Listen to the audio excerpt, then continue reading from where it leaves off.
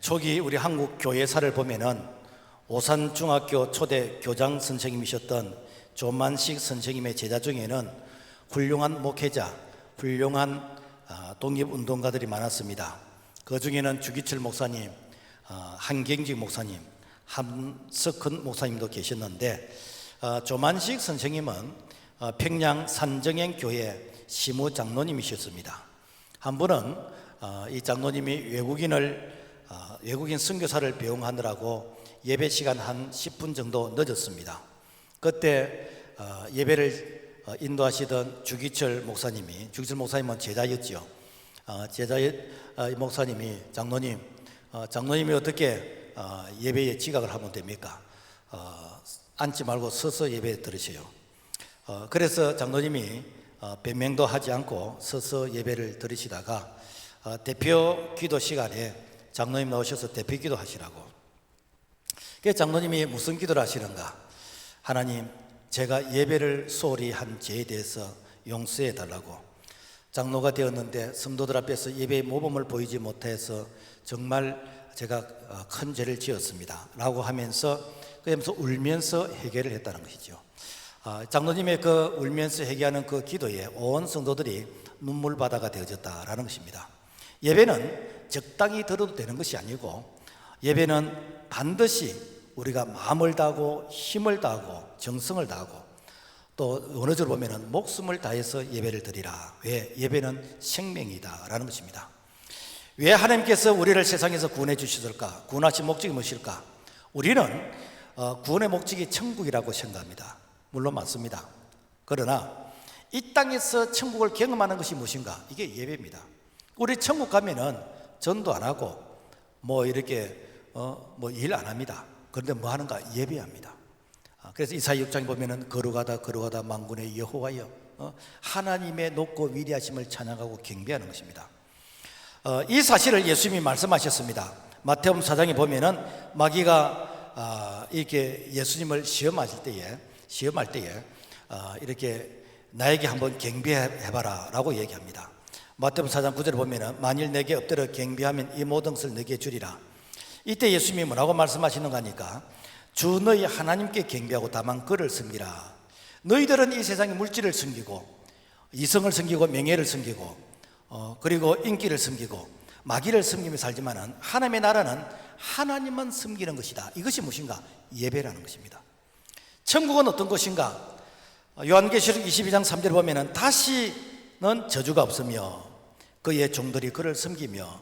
천국은 하나님의 백성들이 하나님만 섬기는 예배하는 곳이라고.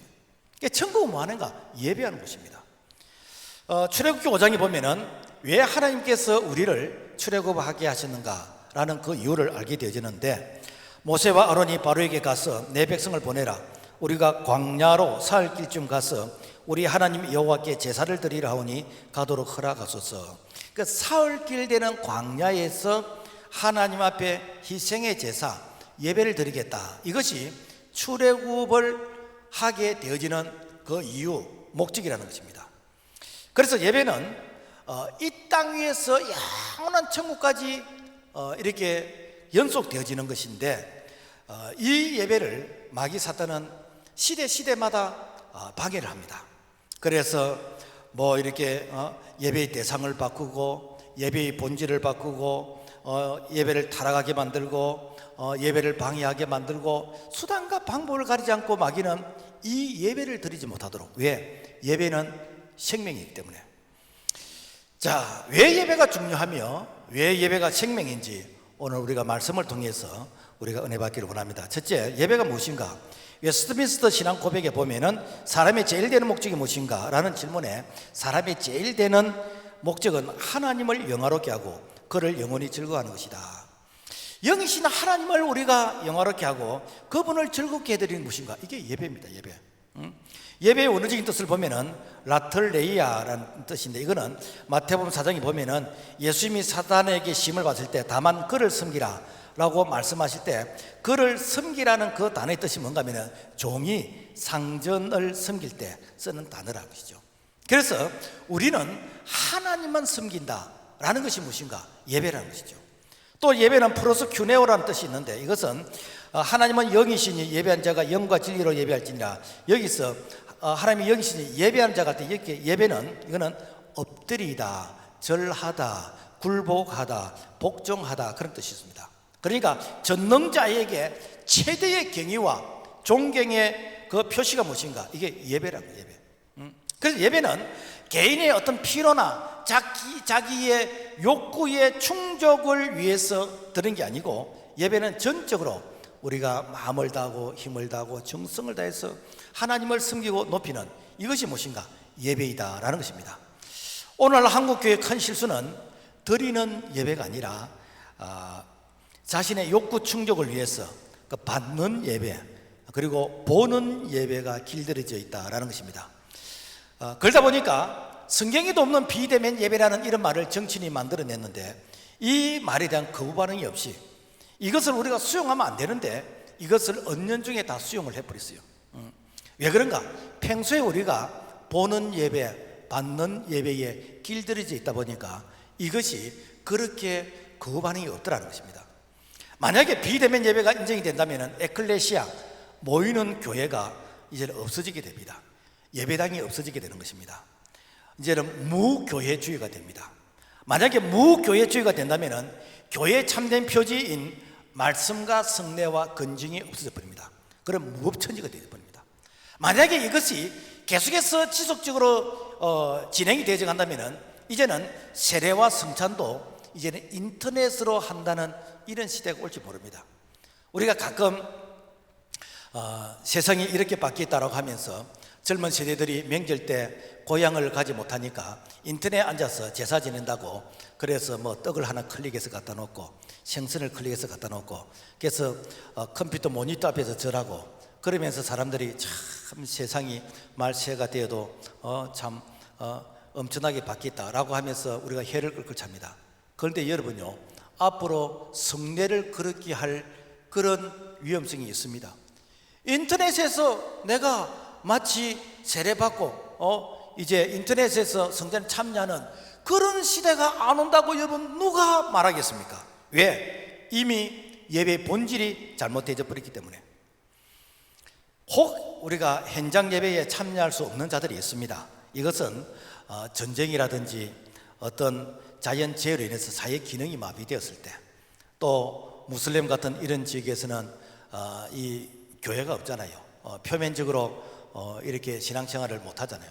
그런 사람들은 숨어서 토굴이나 이런 곳에서 이렇게 인터넷을 통해서 예배에 참여할 수가 있을 것이고, 또 중환자실에 있는 이런 환자들, 산소호흡기를 꽂고 있는 이런 자들이 어떻게 여러분 예배당에 가겠습니까? 그래서 이런 자들에게는 임시적으로 이런 예배를 참여할 수 있는 그런 참 기회가 될지는 모르겠지만은, 그러나 일반적으로 무엇인가? 예배는 이렇게 우리가 하나님 앞에 나와서 드리는 예배인 것입니다. 그래서 로마서 12장 1절 보면은 너희의 몸을 하나님이 기뻐하시는 거룩한 산 제물로 드리라. 이는 너희가 드릴 영적인 예배니라. 예배는 마음을 드리는 게 아니에요. 우리의 생각을 드리는 게 아니에요. 예배는 우리의 몸을 드리는 것입니다. 그래서 예배는 삶의 현장이 있는 우리의 몸을 하나님 앞에서 거룩한 산 제사로 제물로 드리는, 이것이 예배입니다. 그래서 하나님은 그야말로 예배가 많이 변질되어져 가고 있고 예배가 많이 본질에서 벗어나 있는 이런 시대 가운데에서 하나님은 예배자를 찾으신다라고 하고 있습니다. 우리는 하나님이 찾으시는 예배자가 되기를 주의 이름으로 축복합니다. 세상은 예배를 방해합니다. 우리가 동물의 왕국에서 보면은 이 맹수가, 사자나 호랑이가 자기보다 덩치가 엄청나게 큰 뭐 이렇게 누우라든지 뭐 이렇게 물소를 이렇게 뭐 공격을 할 때 보면은 뭐 허벅지를 문다거나 뭐 이게 배를 문다거나 그러질 않습니다. 어디를 무는가? 딱 목덜미를 딱 뭅니다. 그래서 목덜미를 딱 물고 그야말로 대롱대롱 이렇게 가몽시처럼 이렇게 달려 있는 겁니다. 그러면은 그 큰 덩치가 쓰러져 버립니다. 이거는 아파서 쓰러진 게 아니고 숨을 쉬지 못하니까, 기도가 막히니까 질식해서 쓰러져 버린 거예요. 오늘날 마귀가 성도들을 향해서 이 숨을 쉬지 못하도록 질식시키는데, 그것이 무엇인가? 예배를 막아버리는 거예요. 그래서 정상적인 예배를 드리지 못하면요, 은혜를 받지 못하게 되는 것이고, 하나님이 공급해 주시는 그 풍성한 은혜를 경험하지 못함으로 말미암아 그 영이 죽어가게 되는 것이고, 그리고 아무런 능력이 없는 바로 마귀에게 끌려다니는 그런 모습이 되어진다라는 것입니다. 우리는 출애굽 사건을 통해서 예배의 중요성을 다시 한번 확인해 볼 수 있는데, 모세와 아론이 바로에게 가서 내 백성을 보내라, 우리가 살 길쯤 가서 우리 하나님 여호와께 제사를 드리려니 가도록 허락하소서. 왜 사흘 길인가? 왕복 6일입니다. 그러니까 돌아올 수 없는 거리. 예배는 세상과 철저하게 구분되어진 곳에서 이렇게 세상과 하나님을 이렇게 개마여 섬기는, 양다리를 거친 게 아니라 철저하게 세상을 떠나서 돌아올 수 없는 그 거리에서 예배 드리는 것이다 라는 것입니다.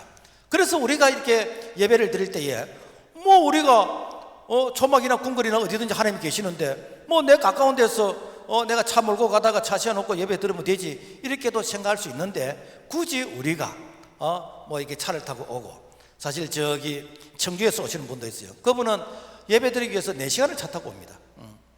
뭐 이렇게 광양에서도 오시는 분이 있고, 그러니까 뭐 때문에 이 먼 거리도 불구하고 차를 타고 오는가? 예배는 바로 사흘길 되는 거리에서, 그러니까 왕복 6일 되는 것이에요. 철저하게 구별된 곳에서, 거룩한 장소에서 하나님 앞에 온전하게 예배 드리는, 이것이 하나님이 기뻐하시는 예배이다라는 것입니다. 그런데 이 세상의 이 바로 왕은, 세상 임금은 예배를 변질시키도록 유혹을 합니다. 출애굽기 8장 25절의 말씀 보면은, 이 땅에서 너희 하나님께 제사를 드리라. 너희들 뭐 한다고 사흘 길 좀 가려고 그러느냐? 왜 그렇게 고생하려고 그러냐? 이 땅에서 예배 드리라. 이 땅이 어디죠? 세상이잖아요. 애굽에 사탄의 문화가 있는 곳이잖아. 그러니까 너희들 왜 이렇게 힘들게 예배 드리고 그러느냐? 너희들 편하게 예배 드리라. 요즘이 어떤 시대냐? 4차 산업혁명의 시대에서 얼마든지 우리가 이제 영상으로서 인터넷으로서 우리가 폰으로서 예배 드릴 수 있지 않느냐라고 하면서 그야말로 오늘 우리의 예배를 변질시키게 되어지는, 그러면서 세상의 타락한 문화를 따라가게 만드는, 그야말로 종교 혼합주의를 권하게 되어지는, 이것이 바로 애굽의 바로 왕이 우리를 향해서 예배를 타락시키는 모습이다라는 것입니다. 오늘날로 말하면은 뭐 우리가 교회 갈 거 뭐 있냐? 그래서 이렇게 정부에서 비대면 예배를 들어가니까, 그래서 우리가 비대면 예배 드리면 되지 않느냐라고 하면서 뭐 껌 씹고 앉아서 이렇게 예배를 구경하게 되어지는, 커피잔 갖다 놓고 커피 마시가면서 예배를 구경하게 하는, 이것은 사흘길 되는 광야에서 드리는 예배가 아니라는 것입니다. 여러분, 참 이게 예배 그러니까 괜히 이 마음에서 좀 어분이 일어나게 되는데, 여러분, 밀폐된 공연장에서는 5,000명이 앉아서 공연을 관람합니다. 그리고 극장에는 한 칸 띄우고 그 영화 관람 다 합니다. 그리고 식장에는 50명이 들어가서 이 축하를 합니다. 그런데 교회는 10,000명이 모이든 5,000명이 모이든 1,000명이 모이든 20명만 예배 드리라. 여러분, 이게 무슨 근거입니까? 지금 전 세계적으로 코로나가 유행하고 있지만은 교회 예배를 제한하는 것은 대한민국밖에 없습니다. 이것은 여러분 과학적인 방역이 아닙니다. 이는 뭔가 합리적인 의심이 가는 정치 방역이라고 우리가 의심하지 아니할 수 없는 것은, 혹시라도 교회가 모이면은 정치의 잘못된 부분들을 이렇게 항의할까 싶어서, 그러니까 교인들이 모이는 것은 무조건 제한하는 이런 의심이 든다라고 우리가 생각하지 아니할 수가 없습니다. 모세는 이에 대해서 강력하게 거절합니다. 출애굽기 8장 26절, 모세가 이르되 그리함은 부당하니이다.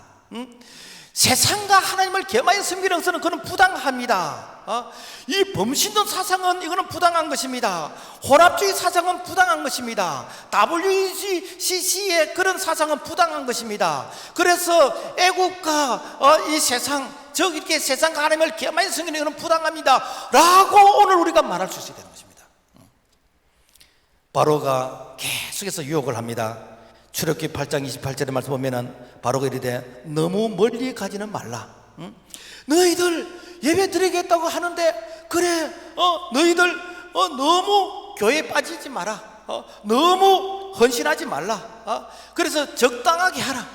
그래서 너무 너희들이 종교 불신자라는 그런 말을 듣지 않도록 적당하게 이렇게 이미지에 관리해가면서, 표정 관리해가면서 적당하게 예배드리라 라고 바로 왕이 이렇게 우리를 유혹하는 것입니다. 지금도 그런 분들 많이 있잖아요. 지금도 바로 왕 같은 사람 많습니다. 너무 그렇게 설치지 안 해도 돼. 적당하게 하면 돼. 그럼 꼭 이렇게 주일에 한 번 빠진다고 해서 내 지옥 가나? 응? 내 친구 마누라 보니까 일주일에 한 밖에 안 가는데 왜 당신은 이렇게 매일 새벽기도 가? 그러면서 적당하게 그야말로 우리를 유혹을 하고 있습니다. 출애굽기 10장 10절의 말씀 보면은 내가 너희와 너희의 어린 아이들을 보내면 여호와가 너희와 함께함과 같으니라. 그렇게 하지 말고 너희 장정만 가서 여호와를 섬기라. 아이들 데리고 3일길 간다는 거 너무 이거는 아이들에게 참 무리한 그런 요구라. 그래서 너희들 아이들 놔놓고 어른들만 가서 예배드리고 돌아오면 되지 않느냐 이 얘기예요. 오늘 말하면은 아이들이 일주일 동안 공부한다고 얼마나 수고가 많느냐. 어른만 가서 예배드리고 오라는 거예요. 아이는 늦잠 자도록 좀 놔두라는 거예요. 아이들 시험 치는데 공부하도록 놔놓고 어른만 갔다 오라는 거예요. 이 아이들 나중에 지가 커서 이렇게 종교를 선택할 때 그때 교회 다니면 되니까 아이들 놔두라는 거예요. 요즘 부모들 중에서 그런 사람이 있습니다. 지가 대학 들어가서 그때 신앙생활 잘하면 된다는 겁니다. 지가 나중에 이제 직장 가지고 안정될 때 그때 신앙생활 잘하면 됩니다. 아닙니다, 여러분요. 속지 마세요. 어릴 적에 예배를 제대로 드리지 않은 사람이 커서 예배를 드립니까? 그는 그 영혼을 죽이는 것입니다. 어린아이 영혼이든지 어른의 영혼이든지 하나님 볼 때는 똑같은 영혼인데 어린아이도 회개하고 예수 믿고 구원받아야 되는 줄로 믿습니다. 바로가 또 유혹을 합니다. 출애굽기 10장 24절의 말씀 보면은 너희는 가서 여호와를 섬기되 너희의 양과 소는 머물러 두고 너희 어린 것들은 너희와 함께 갈지니라. 너희들 자꾸만 살 길 되는 길로 아이들 데리고 간다 그런데 그러면은 다 데리고 가라. 단 양과 소는 놔두고 가라. 이는 뭔가 하면은 너희들 이 재물 때문에 멀리 못 갈 거야. 그런 재물을 인질로 잡는 것도 있고 또 뭔가 하면은 하나님께 예배를 드리는 것은 그때 시대는 희생의 제사거든요. 그러니까 세크리파이아 하나님 앞에 번제로서 이 제물로 드리는 것인데 양이나 소를 놔두면은 번제 제사를 못 드리잖아요. 지금 말하면은 십자가에 달려 죽으신 어린 양 대신 예수 그리스도의 그 대속의 은총 없이 그야말로 사람이 중심이 된 인본주의의 그런 예배를 드리라고요. 예배에는 여러분요 반드시 제물이 있어야 됩니다. 구약시대는 제물이 양이나 송아지를 제물로 드렸잖아요. 그런데 양이나 송아지를 오늘날 우리가 제물로 드리지 않는 것은 예수님이 어린 양의 그 제물이 되어 주셔서 십자가에서 대속의 죽음으로 죽으시고 예수 안에서 예수 그리스도 그분을 믿는 자마다 오늘 우리가 사죄 은총을 받게 되는 것이고 그리고 우리가 다시는 양이나 송아지를 드릴 이유가 없습니다. 그렇다면은 그럼 오늘 우리는 아무것도 안 하느냐? 이제는 내가 사는 것이 아니고 오직 내 안에 그리스도 예수께서 사시는 것이기 때문에 이제는 날마다 우리 자신을 드리는 거라.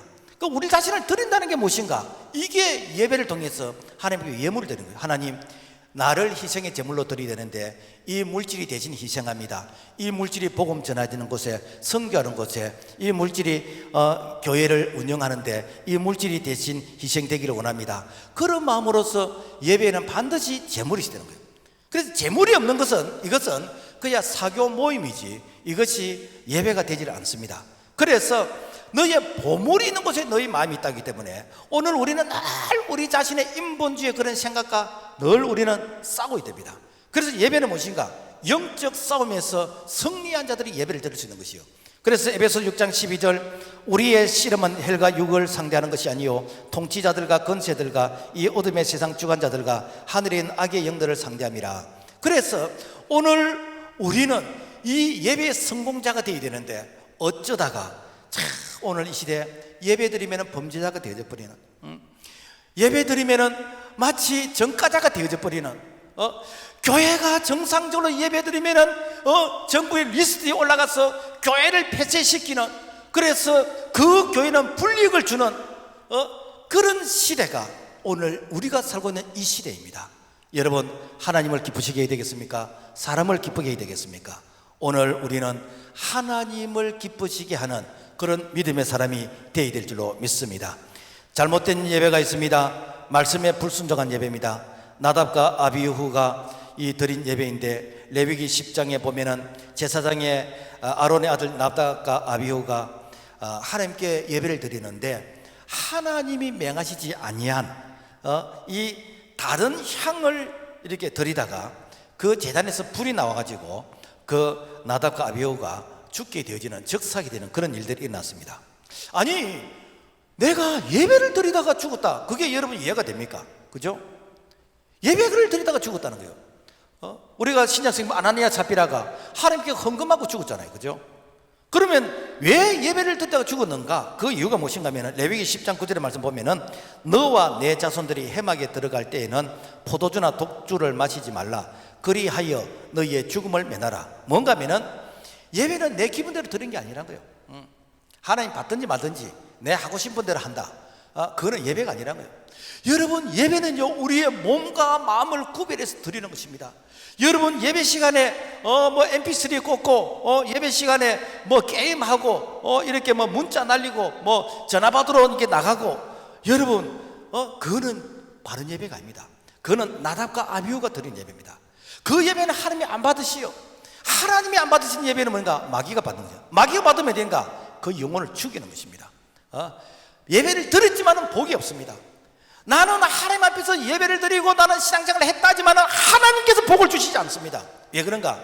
네가 하나님 앞에서 잘못된 예배를 드렸기 때문에. 오늘 우리는 예배의 성공자가 되어야 됩니다. 예배 성공하면요, 하나님께서 그 자를 축복하시는 것이에요.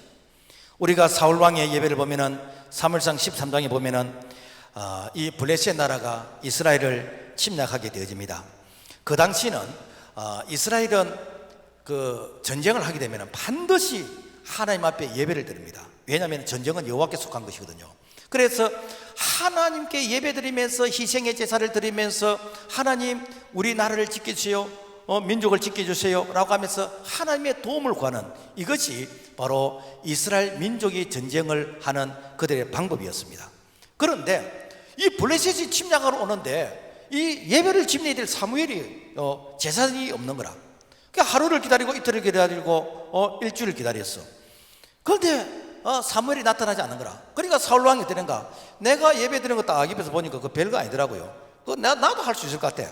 그래서 어떻게 한가, 사울왕이 자기가 왕이라는 그 권력을 이용해 가지고 자기가 예배를 이제 이 침략이 됐습니다. 그런데 하나님께서 이 사울왕을 향해서 책망합니다. 내가 너를 왕 시험 것을 훈련한다. 네가 하나님 앞에서 월권을 했다는 거예요. 무슨 얘기냐면은, 권력을 이용해서, 건세를 이용해서 하나님의 예배를 내 마음대로 내가 판단했다는 것입니다. 여러분, 오늘날도 마찬가지입니다. 여러분, 대통령이라는 그 건세, 국무총리라는 그런 세, 장관이나 여러분 국회의원이나 판사나 검사나 그런 권력을 이용해서 예배를 변질시키는 거, 여러분 이것은 이 시대의 사울왕인 것입니다. 그래서 이 시대에 뭐 이렇게 비대면 예배를 드리라, 예배를 몇 명 모여라, 그 다음에 찬송하지 말라, 기도하지 말라, 소그룹 모임 하지 말라, 뭐 하지 말라, 이게 이 시대의 여러분 사울왕 아닙니까? 이게 이 시대에 여러분요, 우리가 사울왕 앞에서 우리가 복종하는 거 아닙니까? 그래서 하라는 대로 하지 않으면은 불이익을 주게 되는 것이고, 교회를 폐쇄한다 그러고, 그러면서 여러 가지 모양으로 행정적인 처분을 가는 이런 모습. 그래서 뭐 어떤 의원은 앞으로 기독교 예배 허가제를 해야 된다, 국가의 말 잘 듣는 이런 교회는 예배를 허락해 주고, 말 안 듣는 교회는 교회를 폐쇄시켜야 된다, 이런 발언까지 다 해버렸습니다. 여러분, 이제는 끝장 아닙니까? 어쩌다가 우리 시대에 여러분 이런 예배를 우리가 경험하게 되어집니까? 우리는 창조주 하나님, 전능하신 하나님, 생사복을 다스리신 하나님, 역사의 주인 되신 하나님, 그분에게 우리가 마음을 다하고 힘을 다하고 정성을 다해서 우리가 하나님을 예배하는 이것이 오늘 우리의 본분인 것이고, 오늘 우리의 신앙의 고백이 되어야 될 줄로 믿습니다. 바리새인의 예배가 있습니다. 신약시대 예수님이 가장 책망을 하시고 싫어하신 자가 이게 바리새인입니다. 이 바리새인들은요, 우리는 아브라함의 후손이다. 그래서 유대인의 그 우월주의, 그래서 자기들은 지금도 아브라함이 우리 조상이라 라는 사실을 우러먹고 있습니다. 뿐만 아니라 하나님의 말씀보다도 그들의 조상들이 지켜오던 그런 전통, 유전을 더 중요시 여기는 것입니다. 또 그들은 11조를 드린다고 하면서 실제로는 믿음으로 하지 않는 것이요, 나는 11조 한다 헌금한다 해놓고 실제로는 믿음으로 하지 않는 것이요, 그러면서 자기들이 드리는 그 예배를 다른 사람이 따라하지 않으면 어떻게 하는가? 그런 자들 향해서 책망하고 비판하고 정죄하고 그렇게 하는 것입니다. 그러니까 철저하게 예배 기준이 자기 자신인 것이요. 예수님께서 이런 바리새인들 향해서 해치는 무덤 같은 자, 독사의 자식 같은 자라고 하면서 아주 예수님께서 지금 말하면 엄청난 욕과 같은 그런 심한 말을 했습니다. 그럼 왜 해치란 무덤 같은 자들이라고 했을까? 유대 이 문화에서는 이렇게 사람이 죽으면은 매장을 하는데, 그래서 그 땅에 이렇게 매장하기도 하고, 그 다음에 굴을 파가지고 거기다가 또 시신을 안치하기도 이렇게 하는데, 그 위에는 고인돌처럼 이 큰 돌을 이렇게 덮어 놓습니다. 또 돌문을 막기도 하고. 그 안에는 시신이 썩고 있기 때문에 사실 밖에서 보면 조금 이렇게 해모스럽잖아요. 그래서 그 돌에다가 해칠을 하는 거예요. 흰칠을 하는 거예요. 그럼 밖에서 보면 공원처럼 참 보기가 좋습니다. 너희들이 마치 해칠한 무덤 같은 자들이다. 너희들의 속은 죄로 말미암아 썩어서 이렇게 냄새가 나는데 너희들의 겉모습은 좋은 말만, 화려한 말만 골라서 하고 있는 자, 바로 해칠한 무덤 같은 자들이다. 뿐만 아니라 독사의 자식들이라. 왜? 니만 지옥 가면 되는데 다른 사람들도 같이 지옥 가도록 이 독을 이렇게 주입시키기 때문에 독사의 자들이라.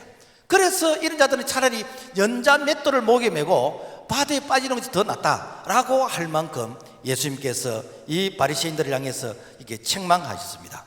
여러분, 바리새인이 죄가 무엇이지요? 바로 위선자입니까? 말과 행동이 다른 자입니까?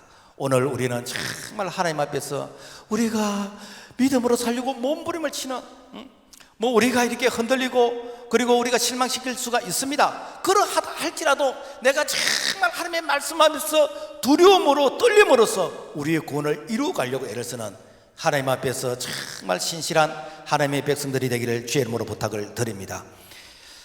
그리고 하나님께서 받지 않는 예배는 뭔가? 성전을 더럽히는 예배입니다. 요한복음 2장 14절에 보면은 성전 안에서 소와 양과 비둘기 파는 사람들과 돈 바꾸는 사람들이 앉아있는 것을 보시고 내 아버지의 집으로 장사하는 집을 만들지 말라. 무엇인가? 당시에 이 성전의 이 마당에 돈 한전하는 사람들, 그리고 성전의 이 제사에 필요한 이 양이나 이 짐승들을 거기서 이제 돈 주고 이제 사고 팔고 이제 이렇게 하는 것이에요.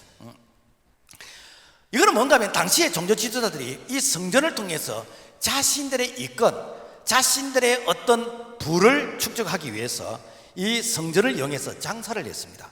오늘날 말하면은 정치인들이 마치 위장 등록을 해가지고 내가 이렇게 그 교회에서 어떤 등록 교인인 것처럼, 그래서 내가 유권자의 표를 얻기 위해서 그래서 선거철만 되지면은 와가지고 이렇게 예배드리고 인사하고, 이게 뭡니까? 오늘 이 시대에 성전을 더럽히는 자들입니다.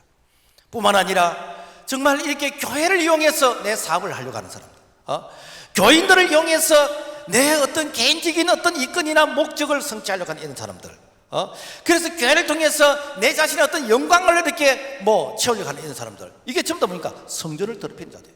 성전은 예배하는 곳입니다. 절대로 여러분요, 예수는 팔아먹지 마세요. 교회는 팔아먹지 마세요. 하나님의 이름을 망령되게 하지 마세요. 교회는 무엇인가? 하나님께 예배하는 것입니다. 우리가 하나님 앞에서 예배할 때에 성령께서 그들의 마음을 움직여서 은혜 베풀 적에 은혜 주시는 것이고, 위로할 적에 위로하시는 것이고, 오늘 우리가 정말 하나님 앞에서 우리가 이 성전을 깨끗하게 해드리는, 그러면서 우리가 예배를 드리는 하나님의 마음에 합한 자의 모습이 될 수 있기를 주의 이름으로 부탁을 드립니다. 그러면 하나님이 받으시는 예배가 무엇인가? 회개하는 자의 예배인 것입니다. 시편 23편 3절 4절 보면은 여호와의 산에 오를 자가 누구며 그의 거룩한 곳에 설 자가 누구인가? 곧 손이 깨끗하며 마음이 청결하며 뜻을 헛하는 데 두지 아니하며 거짓 맹세하지 않은 자로다. 여기서 손이 깨끗한 자, 이 말은 손을 씻었다 그런 뜻이 아니고 몸으로서 죄를 짓지 않는 자를 얘기합니다. 그러면은 여러분, 우리가 입으로서 죄를 안 짓습니까? 눈으로서, 귀로서, 마음으로서, 손으로 죄를 안 짓습니까? 그래서 성경은 모든 사람이 다 죄인이라 그랬습니다. 그러면 모든 사람이 다 죄인인데 누가 손이 깨끗합니까? 오늘 여기서 손이 깨끗한다는 것은 우리가 죄를 지을 때마다 우리가 늘 언제든지 하나님 앞에 회개하는 자입니다. 그래서 여러분, 일주일에 한 번 회개하는 것이 이렇게 잘하겠습니까? 매일 하는 것이 잘하겠습니까? 그래서 우리가 매일 회개하는 것이 무엇이죠? 이것이 우리가 새벽기도 아닙니까?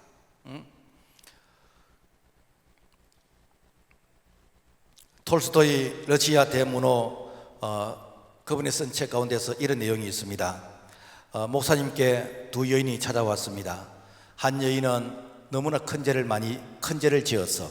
그래서 자기는 도저히 용서받을 수 없는 죄인이라 라고 하면서 어떻게 하면 좋겠습니까? 라고 이렇게 도움을 구하고, 또 한 여인은 자기는 큰 죄는 없고 작은 죄는 좀 지었지만은 자기는 이렇게 큰 죄를 지은 사람에 비해서는 상대적으로 자기는 깨끗한 사람이다 라고 생각을 합니다. 그래서 목사님이 두 여인에게 숙제를 줍니다. 뭔가 하면은 바구니에 이 길가에 가서 그 큰 죄를 지었던 사람은 큰 돌을 담아오고 작은 죄를 지었던 사람은 작은 이런 돌을 이렇게 담아오라고 담아왔습니다. 그리고는 다시 제자리에 갖다 놔라. 큰 돌을 가져온 사람은 큰 돌 몇 개밖에 안 되니까 제자리에 장각에 갖다 놓을 수 있었습니다. 이 작은 돌을 가져온 사람은 이 돌이 어디서 왔는지 알 수가 없는 것이에요. 여러분, 오늘 우리가 큰 죄를 지었다는 것은 여러분, 하나님 앞에서 내가 정확하게 죄를 기억하는 것입니다. 하나님, 내가 이런 죄를 지었습니다. 하나님 용서해 달라고. 그런데 작은 죄를 많이 짓다 보면은 여러분, 이 죄를 내가 언제 지었는지 무슨 죄인지도 기억이 안 나는 거라. 하나님 볼 때는 큰 죄나 작은 죄나 똑같은 죄인 것입니다. 그래서 우리가 죄를 회개하지 않으면요, 하나님이 은혜가 없습니다. 그래서 사도행전을 보면은 회개하면 어떻습니까? 성령을 선물로 주십니다. 지금도 마찬가지예요. 지금도 회개하면 성령이 도와주시는 것입니다. 지금도 회개하면 성령이 선물로 주시면서 성령이 우리를 향해서 갈 바를 알지 못하는 저희들에게 이 성령이 탄식하시면서 우리에게 기도의 제목을 주시는 것이고 우리 앞길을 인도해 가시는 것이고 성령께서 보혜사로 우리를 도와주시는 것입니다. 그래서 하나님께서는 우리가 회개한 그 깨끗한 그릇을 원하시는 거예요. 여러분 생각해 보세요. 자녀가 배고프다고 할 때 그 개밥 그릇에 부모가 음식을 담아줄 사람이 누가 있습니까? 짜장면 시켜 먹고 밖에 내놨더니 완전히 말라붙어 가지고 파리떼가 울거리는데 거기에 음식을 담아줄 사람이 누가 있습니까? 그릇을 깨끗하게 씻거든요. 깨끗한 그릇에 깨끗한 음식을 담아주는 거예요. 우리가 하나님 앞에 나올 때에 하나님이 기뻐하시는 제사는 무엇인가? 상한 심령이에요. 시편 51편 17절 보면은 하나님께서 구하시는 제사는 상한 심령이라 하나님이 상하고 통회하는 마음을 주께서 멸시하지 아니하시리로다. 우리가 하나님 앞에서 상한 마음을 가지고 하나님, 내가 죄인 중에 있겠습니다. 하나님, 나의 죄를 용서해 달라고 우리가 하나님 앞에 엎드릴 때마다 우리 하나님께서 우리의 죄를 동이 수에서 먼같이 주의 보혈로서 다 씻어주시면서 우리를 정결하다고, 우리를 어렵다라고 불러주시면서 하나님께서 우리를 하나님의 양자로서, 자녀로서 우리에게 은총을 베풀어 주신 줄로 믿습니다. 하나님이 받으시는 예배는 이웃을 사랑하는 예배입니다. 초대교회 예배가 그랬습니다. 사도행전 2장 44절에서 말씀 보면은 믿는 사람이 다 함께 있어 모든 물건을 서로 통용하고 또 재산과 소유를 팔아 각 사람의 필요를 따라 나눠주고 하나님을 찬미하며 또 온 백성에게 칭송을 받으니 주께서 구원받은 사람을 날마다 더하게 하시니라. 초대교회는 지금보다 엄청나게 열악했습니다. 초대교회는 예수 믿으면은 체포대에 가는 것이고 예수 믿으면은 감옥에 갇히고 예수 믿으면은 처형을 당하는 사자밥이 되어지는 그런 시대를 살았습니다. 그러니까 예수 믿는 사람들이 무슨 특별한 어떤 혜택을 받았겠습니까? 그죠? 그러니까 예수 믿는다는 것은 내가 불이익을 내가 감수해야 되는 거예요. 그런데 교회 안에 궁핍한 자가 없었어. 넉넉하게 잘 사는 사람은 있었는지 모르겠지만은 굶어서 죽는 사람은 없었어. 그 왜 그런가? 예수 믿다는 무엇인가? 예수 안에서 한 행제이고 다매인데, 그래서 그 궁핍한 자를 위해서 집 있는 사람은 집을 팔아서 집을 좀 낮추고 땅 있는 사람은 땅을 팔아서 땅을 좀 줄이고 이렇게 해서 되는가? 그 판 돈을 사도들의 발 앞에 갖다 놨어. 그래서 사도들은 어떠는가? 그 땅 판 값을 가지다가 각자의 필요를 따라서 나눠줬어. 그러니까 요즘 뭐 복지를 보편적으로 해야 되느냐, 선별적으로 해야 되느냐, 뭐 이런 부분을 가지고 뭐 논쟁이 있는데, 성경이 말하는 건 무엇인가? 각자의 필요에 따라 나눠주는 거예요. 그래서 그 초대교회 성도들이 참 어려운 그런 시대를 살았지만은, 그래서 한 사람도 굶어 죽는 사람이 없는, 바로 세상 사람들로부터 참 칭송을 받게 되지는, 날마다 구원받는 사람들이 더해지게 되지는 바로 이런 은혜를 누리게 되어졌다라는 것입니다. 여러분, 설교는 왜 하는 것이지요? 설교는 왜 듣는 것이지요? 우리가 말씀을 실천하라고 설교를 듣는 것입니다. 실천하지 않는 설교는요, 그냥 또 하나의 정보와 어떤 지식의 그런 어떤 축적받게 되지 않습니다. 그래서 내가 말씀을 듣고 순종하고 실천할 때 그때의 성령의 역사가 일어나는 것이고, 하나님께서 우리를 통해서 일하시는 그런 우리가 도구와 그리고 나팔과 우리가 하나님 앞에 쓰임받는 자가 되는 줄로 믿습니다. 빌보 교회도 마찬가지입니다. 빌보서 4장 15절 18절의 말씀 보면은, 에바브로디도 편에 너희의 준 것을 받음으로 내가 풍족하니 이는 받으실 만한 향기로운 제물이요 하나님을 기쁘시게 한 것이라. 이 빌보 교회가 이웃을 불쌍히 여기는 마음으로 구제헌금을 했습니다. 그래서 그 구제헌금을, 이것이 향기로운 제물이고 하나님이 기쁘시는 참 이렇게 제물이다라고 합니다. 여러분, 성경에서 하나님께서 우리에게 복을 주신다라는 말이 참 많이 있는데, 그 중에서 이거 해봐라, 내가 복을 주는지 안 주는지, 크게 두 가지입니다.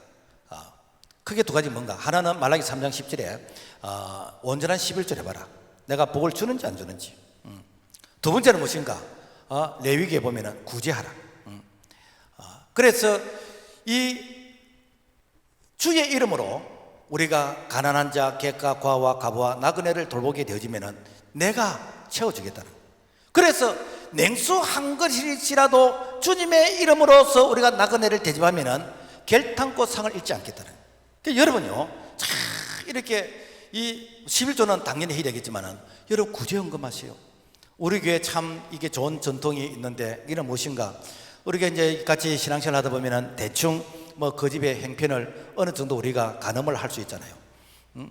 그래서 참 저 가정에 돈이 필요할 것인데, 저 가정에 병원비가 필요할 것인데, 저 가정에 참 어려울 것인데, 이런 생각이 들면은 누가 주는지는 하나님만 알고 받는 사람 이름만 적었어. 그래서 무명으로 이렇게 전달하게 되는 이런 부분들. 그래서 뭐 많게는 1,000만 원도 있었고, 뭐 100만 원, 뭐 몇십만 원 정도. 10만 원 이하는 조금 그렇고, 적어도 한 10만 원 이상 정도는 해야 안 되겠나 싶은 생각이 듭니다. 이런 전통, 이게 하나님이 받으시는 향기로운 그런 제물인 것입니다. 그러니까 하나님께서 어떻게 하는가? 그 손길을 축복하시는 것이에요. 이게 무엇인가? 바로 초대교회의 아름다운 신앙의 전통이라는 것입니다. 그리고 정성과 희생이 있는 예배입니다. 이 다윗이 역대상 21장에 보면은 하나님 앞에서 한 대 맞았습니다. 어떻게 맞았는가? 다윗이 정치를 잘했어. 그리고 군사적으로 부강했어. 그리고 이 다윗이 인덕이 있었어. 그래서 이 다윗이 이렇게 다스리는 그 나라가 가장 이렇게 부강하고 평안한 나라에 있다라는 것을 이렇게 알리기 위해서 된가 인구조사를 했어요. 인구조사. 그래서 그 인구조사의 목적이 하나님께 영광을 돌리는 것이 아니라 자기 이름을 드러내고 싶은 그런 실적을 조사를 하는 것이에요. 하나님은 하지 마라 그랬어요. 그런데 다윗은 끝까지 했습니다. 이때 하나님께서, 그래, 네가 네 힘으로 되었다고, 그래, 네 힘으로 되는 것이 있는지 한번 봐라. 그래서 내가 3일 동안 전국에 온육을 내렸어요. 지금 말하면 전염병이 돌았는 거라. 그래서 수만 명이 죽게 되는 거예요. 이때 다윗이 회개 기도를 한 게 아니고, 하나님께서 싹싹 빌은 게 아니고 예배를 드렸습니다. 어떻게 예배를 드리는가? 역대상 21장 24절의 말씀 보면은, 다윗 왕이 오르난에게 이르되 내가 여호와께 드리려고 너 물건을 빼앗지 아니하겠고 값없이는 번제를 드리지도 아니하리라 하니라. 무슨 얘기인가 하면은, 이 다윗이 하나님 앞에서 예배를 드리는데 내가 왕이라는 신분을 가지고 남의 것을 빼앗거나 남의 것을 헐값에 내가 사가오거나 내가 그런 식으로 하지 않겠다. 하나님 앞에 드리는 예배를 내가 그야말로 마음을 다하고 힘을 다했어. 내가 정성을 다했어. 내가 하나님 앞에 내가 예배를 드리겠다. 심지어는 예배를 드리는 그 오르나 타작 마당 땅값도 다 사가지고 하나님 앞에 이 자신의 그 헌신의 이 마음을 올려드리는 것입니다. 그랬더니 얼마나 하나님께서 그 마음을 중심을 받으시고 기뻐하시는지 역대상 21장 26절 말씀 보면은 여호와께서 하늘에서부터 번제단 위에 불을 내려 응답하시고 내가 너의 예배를 받았다. 그래, 내가 내리는 그 진노를 멈추겠다는 거예요. 여러분, 오늘 전 세계적으로 이 코로나 때문에 사람들이 힘들어하고 올림픽을 해도 무관중으로 올림픽을 하고 하는데 여러분 무슨 죄입니까? 하나님 앞에서 교만한 죄 아닙니까? 그래, 너희들 해봐라. 너희들이 할 수 있는 게 뭐가 있냐? 그래, 너희들 뭐 백신 맞는다고, 그래 화이자 맞는다고, 뭐 아스트라제네카를 맞는다고, 그것 가지고 너희 된 줄 아느냐? 여러분, 그거 가지고 여러분요, 이게 항치 안 생깁니다. 그냥 중증에서 갱증으로 조금 그런 정도지, 그것 때문에 뭐 면역력이 생기고 그러진 않아요. 뭔가 하나님이 풀지 않으면 안 풀립니다. 하나님께서 오늘 인간의 이 교만함을, 그래 너희들이 할 수 있는 게 뭔지 한번 해봐라는 거예요. 이럴 때일수록 예배를 회복해야 됩니다. 이럴 때일수록 여러분요, 우리가 쌍으로 예배를 드리지 말고 우리가 하나님 앞에서 정성을 다해서 힘을 다해서 우리가 하나님 앞에서 정말 하나님이 예배자입니다 라는 이런 마음으로서 최선을 다해서 예배를 회복하면은 우리 하나님께서 이 예배를 받으시고 하늘에서 성령의 불이 내려서, 그래서 전국에 있는 이 온역을 다 성령의 불로 소멸하게 하시고 오늘 우리에게 모든 삶의 영역이 회복될 줄로 믿습니다. 그 다음에 하나님이 받으시는 예배는 솔로몬의 예배였습니다. 이 솔로몬이 왕이 된 이후에 제일 먼저 한 게 무엇인가? 일천번제를 드렸어요. 솔로몬은 신분적으로 볼 때에 지금 말하면 서자 출신이요, 작은 마누라 출신이요. 그 시대를 놓고 보면 왕이 될 수 있는 그런 서열이 아닙니다. 그런데 솔로몬이 왕이 되었어. 그게 자기 실력으로 된 게 아니라, 그러니까 되는가? 내가 뭐 운이 좋았다, 내가 뭐 재수가 좋았다, 그런 말을 한 게 아니라 하나님이 되게 하셨다. 하나님이 영광 받으세요 라고 하면서 일천번제를 드립니다. 뭐 일천번제를 가지고 어떤 사람은 목사님 그게 하루부터 첫날입니까? 한꺼번에 천말입니까? 이런 거 가지고 논쟁하지 마세요. 일천번제를 드렸다 그러면은 내가 일천번제를 한꺼번에 일천번제를 드리든지 내가 이것을 천일을 나눠서 드리든지 그거는 우리가 믿음대로 하면 되는 것이요. 중요한 것은 무엇인가? 일천번제를 드렸다는 것입니다. 드리는데 그 일천번제가 왜 하필이면 일천번제일까? 제가 이렇게 뭐 그 시대하고 지금하고 돈의 화폐 가치는 좀 다르겠지만은 한번 계산을 한번 해봤어요. 여러분, 소 한 마리가 얼마나 하겠습니까? 뭐 송아지는 뭐 300만 원 정도, 뭐 한 500만 원 정도 하겠고, 좀 큰 소는 뭐 1000만 원, 1500만 원, 뭐 2000만 원, 뭐 싸움소 같은 것은 뭐 1억도 안 돼요. 어쨌든 제가 소 한 마리를 500만 원으로 계산하고 1000마리를 계산하니까 한 50억 정도 되지요. 여러분, 돈 있다고 여러분이 헌금하는 거 아니에요. 없다고 안 하는 것도 아니에요. 이 솔로몬이 하나님 앞에서 드리는 이 예배를 그야말로 진액을 쏟아서 하나님 나의 모든 것입니다 라고 하면서 하나님께 올려드리는 거예요.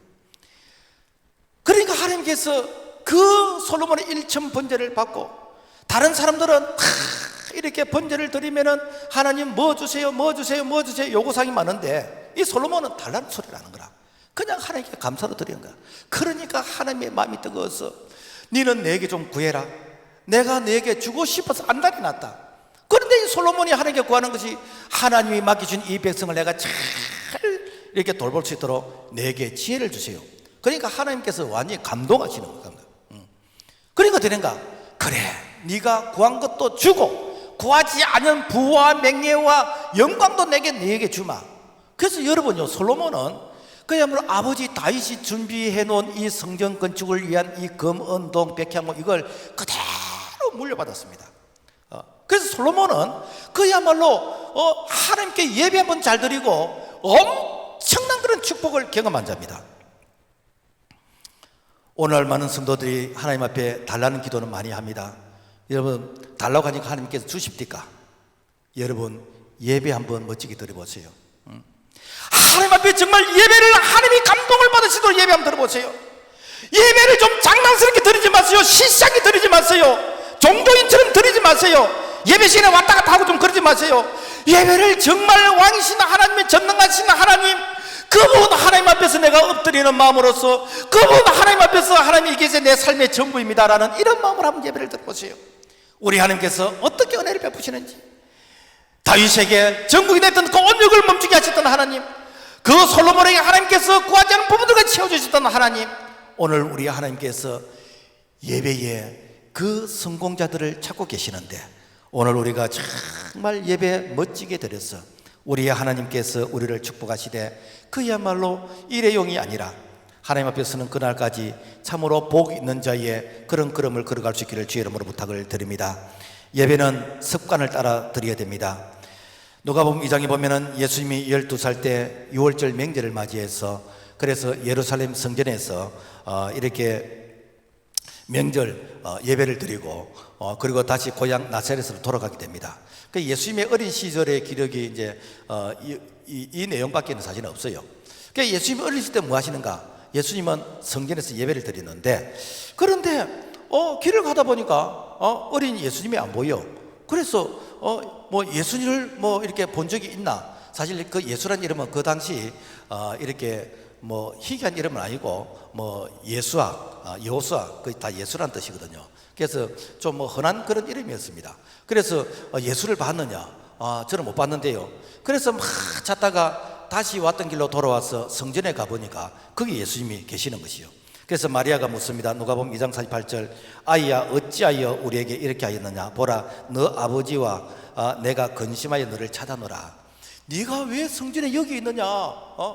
네가 지금 이제 고향으로 집으로 가야 되는데, 그랬더니 예수님이 이런 말씀을 하십니다. 누가복음 2장 49절, 어찌하여 나를 찾으셨나이까? 내가 내 아버지의 집에 있어야 될 줄을 알지 못하셨나이까? 12살 소년에 해당되지는 예수님이 성전을 내 아버지의 집이라고 그럽니다. 여러분, 왜 내 아버지의 집이라고 그럴까요? 이것은 하나님의 임재가 있는 것이요, 하나님의 임재가 있는 그곳이 예배하는 곳이라는 것입니다. 그래서 오늘 우리가 하나님이 초막이나 궁궐이나 어디든지 하나님이 계십니다. 그렇지만은 여러분, 우리가 예배를 드리는 것은 그 구별된 장소, 거룩한 장소, 정말 우리가 마음을 집중할 수 있는 그런 장소, 바로 이것이 무엇인가? 바로 하나님의 임재가 있는 하나님께서 참 기뻐하시는 예배 장소인 것입니다.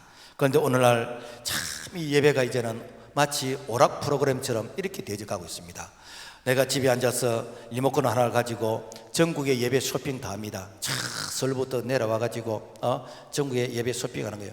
어제 제가 뭐 선교사를 만났는데, 저 모로코 선교사님인데 우리 교회 예배도 쇼핑했다더라고. 그래서 이게 뭐 여하튼 전국에 이런 이제 목사님들 예배 이제 설교를 다 듣는데 뭐 들으면 좋겠습니까, 그죠? 그런데 그 자세가 무엇인가? 마치 우리가 오락 프로그램 할 때 여기 한번 클릭하고 저기 한번 클릭하고 해서, 그래서 내가 맞는 그런 어떤 채널을 입맛대로 이제 바꾸는 어떤 이런 부분인데, 여러분, 이게 여러분 예배일 것 같습니까? 예배는요, 여러분 하나님의 임재가 있는 곳에 그분 앞에서 우리가 마음을 다하고 힘을 다하고 정성을 다해서 하나님을 높이고 찬양하고 그분의 임재 속으로 우리가 들어가는 이런 성령의 이 충만함과 이 성령의 만져주심을 경험할 때에 예배가 땡기게 되는 것이요. 그리고 예배의 은혜의 장소를 내가 이렇게 경험하면서 내가 찾게 되어지는 것입니다. 그래서 우리는 여러분 기도하던 장소, 내가 찬송을 드리고 내가 하나님 앞에 예배하던 그 장소, 여러분 그 장소를 우리가 찾아오는 거 아닙니까? 그래서 4시간 차를 타고 와서 예배 드리고 가는 것이고, 강양에서 2시간 차를 타고 와서 예배 드리고 가는 것이고, 뭐 부산에서 이렇게 차를 타고 와서 이렇게 예배 드리고 가는 것이고, 이게 뭡니까? 오늘 우리가 습관을 따라서 하나님의 임재가 있는 바로 그곳에서 예배를 드리고 돌아가는 것입니다. 말씀을 맺겠습니다. 오늘날은 예배 순환의 시대를 맞이했습니다. 어쩌다가 이 예배가 정치인들의 참 입맛에 이제는 난도질 당하는 이런 시대를 맞이했습니다. 여러분, 그러하다 할지라도 우리가 예배를 지켜야 됩니다. 이 예배는 생명입니다. 예배드리라고 하나님께서 우리를 구원해 주셨습니다. 우리가 이 땅에서 예배드리다가 천국 가면 예배드릴 것입니다. 그래서 이 예배는 하나님께서 지금도 찾고 계십니다. 하나님은 예배자를 찾으신다고 그랬습니다. 왜 찾습니까? 예배에 순수성이 없는, 예배 본질에서 벗어난 그냥 변질된 예배가 너무 많다 보니까 하나님은 지금도 예배자를 찾으시고 그 예배자에게 은혜를 베푸시고 그 예배자를 축복하시면서 그 예배자를 통해서 하나님의 뜻을 나타내는 줄로 믿습니다. 하나님 아버지, 오늘 우리가 예배자입니다. 하나님 부르시는 그날까지 예배하다가 천국 가기를 원합니다. 하나님, 우리의 예배가 변질되거나 세상과 타협하지 않도록 해주시옵시고 하나님의 마음을 감동케 하는 참 솔로몬의 일천번제가 될 수 있도록 은총을 베풀어 주시옵소서. 예수 이름으로 기도합나이다. 아멘.